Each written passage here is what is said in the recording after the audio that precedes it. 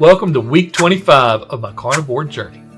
Hey, my name's Todd Yeakle, and on this channel, I'm just sharing my personal journey, trying to do better, making small changes that make big impacts in my faith, health, finances.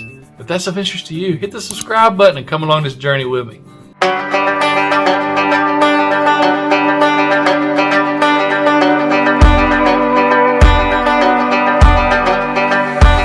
All right, week 25. Now, if you've been thinking about starting carnivore, wanting to learn more about carnivore, I got a free download below. It's how I got started. Now, I've made changes since then, and I've shared it in this channel. But if you have any questions, just shoot a comment below and I'll answer it, okay? So week 25, I want to back up to week 24. As I'm videoing this video, week 24 was just uploaded yesterday. And I went back and reviewed it, and that's something I don't do often. It's just weird watching myself, right?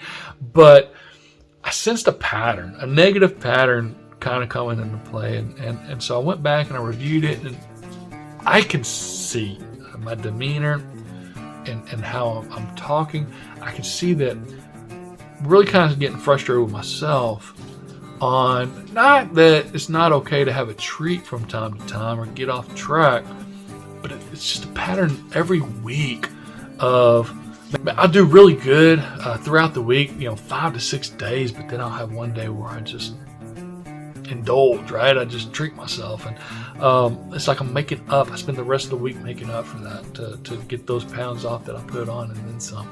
And it's starting to beat me down. It's just starting to weigh on me. And here's the part that really doesn't make sense to me. I shot that video. I was at 253 pounds. That night, my wife and I had a date night, and I get off course again. We go to Tex-Mex, favorite place to go. And, I don't do my fajitas. I do fajita nachos, beans and cheese on the nachos, guacamole, sour cream, jalapenos, a tall beer. And then we go to our favorite bar afterwards, and she drinks some wine and I'll have some beer.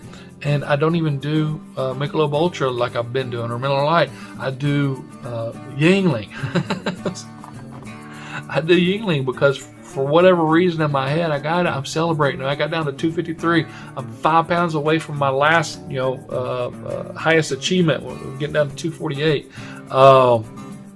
I'm like almost 70 pounds down, and I'm celebrating. And I wake up the next day, and I start to journal. And here's that Friday in the last video that I shared with you. I got down to 253. Now I don't have my steps in here, so normally when I wake up the next morning, I spend time in prayer. I'll spend time in prayer, start listening to faith-based music, and then I weigh myself. Okay. And when I weighed myself, I was up 4 pounds, and it was like I just got punched in the face and just put me in this mood. And it's not even that bad. It's not even that big of a deal. It's 4 pounds. Hey, so what? I've lost all this weight. Yeah, it's okay to treat myself. But the pattern is getting too consistent. So what it did to my week is, if you look at Saturday, I didn't finish filling out anything on Saturday. Sunday, Monday, nothing. Tuesday, Wednesday, nothing. I let that just mess up my whole week. Yeah. And I got this email about one of my real estate properties that put me in a funk. And reality is it just took an email the next day on Monday to fix it.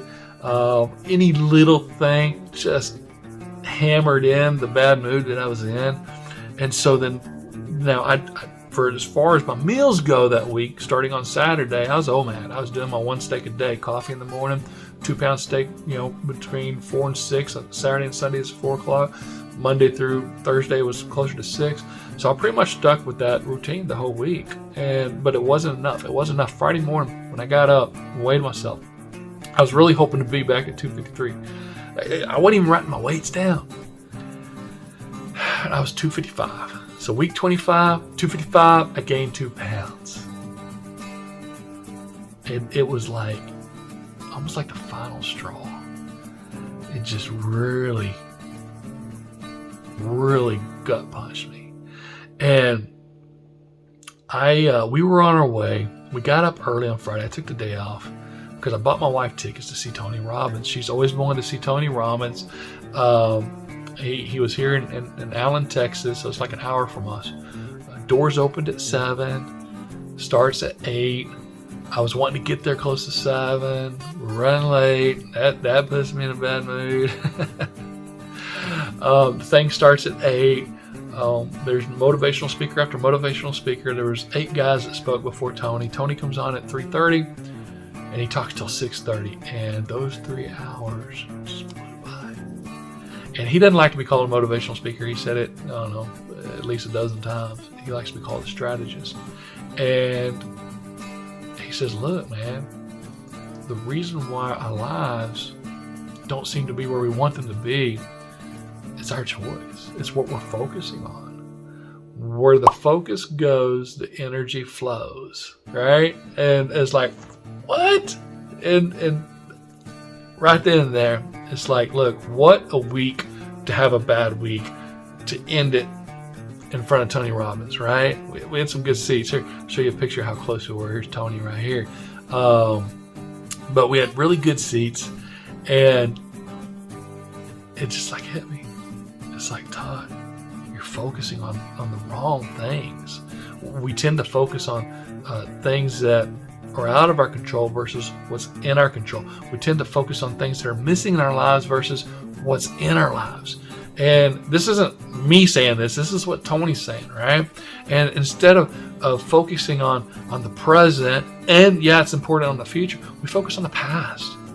We can't go back and change the past. We focus on that, and it robs our joy. It steals our days, right? Of where they can be more meaningful days of trying to get where we want to get. And a lot of this has to play in what are we focused on? What's the meaning of that? Meaning our emotional state. And did you know that those are habitual? Those are habits. Okay. 48% of our daily activities are habitual. They're habits. And so when you find, I mentioned pattern earlier, you find the pattern, the negative patterns in your life, and change them to positive. And he's saying all this stuff, and it's like, oh, Todd, you're an idiot. All week long, I felt like a failure. I felt disappointed. I felt miserable, right? And you find out what emotions, positive emotions, can outweigh the negative, because a lot of negative emotions, they wipe out the positive. So you got to find those two really strong, powerful, positive emotions. And how do you get into that state? And that's why he's always saying, shake it off, change your state. You change your state, you change your mindset, right? Change your mindset, you change your focus. Change your focus, you change your emotion. And it's like, God, this is awesome. This is awesome. And we left feeling great. And that wasn't even the tip of the iceberg, as to say, right? It wasn't even the icing on the cake in the positive fashion.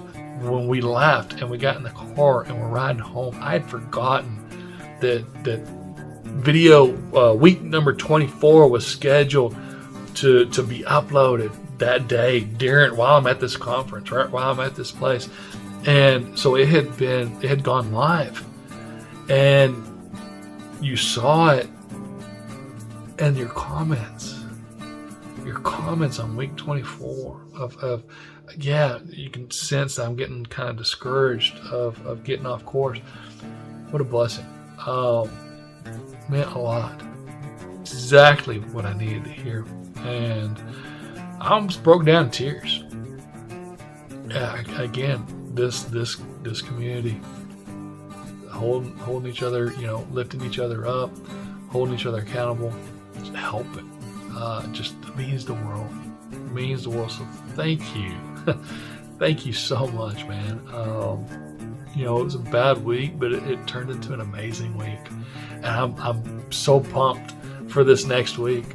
Of just changing my mindset, changing my focus. Is it going to happen overnight? No. Am I going to slip up? Probably. But how I address it is definitely going to be different. Definitely going to be different. I hope you found value in this video. If you did like it, subscribe to the channel if you hadn't already. Consider sharing it with someone that you think could benefit from it. Iron sharpens iron. If you're interested in the carnivore diet, again, don't forget we got the free download below. Just check it out. Let me know what you think. Till next time, God bless. Keep grilling.